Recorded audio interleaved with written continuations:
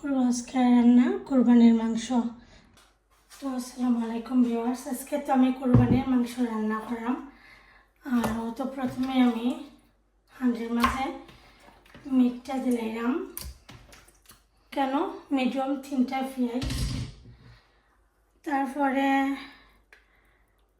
পরিমাণ মতো তেল দিলাম, 1 টেবিল স্পুন হলুদের পাউডার, 1.5 টেবিল স্পুন ধনিয়া powder,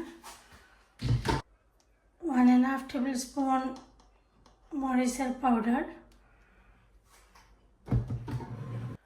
1 tablespoon curry powder,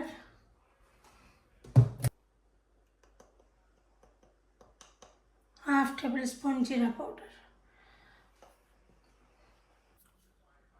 লবণ 2 টেবিল স্পুন,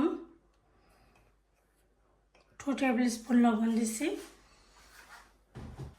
7টা এলাচি, 2 পিস তেজপাতা, 4 পিস দারচিনি, তো আদা রসুনের ব্লক 2 পিস। এটাকে সুন্দর করে আমি এখন মিক্স করে নিলাম। হাত দিয়ে আমি একটু মিক্স করে নিলাম গিয়ে ভালো করে। তো খুব সুন্দর করে মাখিয়ে নিয়েছি কি এক বসে লাইছি, ঢাকা দিলাম, একটু মিক্স করে দিলাম।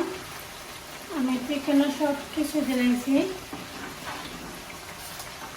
ফুলটারে একটু স্লো করে দেবো যাতে ভালো করে মাংসটা সিদ্ধ হয়। একটা গ্রান বাড়িছে মাশাআল্লাহ। আমি আলু দিলাম,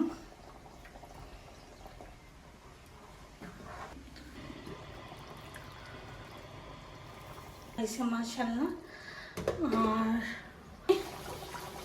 কেটলে গরম পানি দেখে মিটের মধ্যে দিলাম, তো মিট হয়ে গেছে।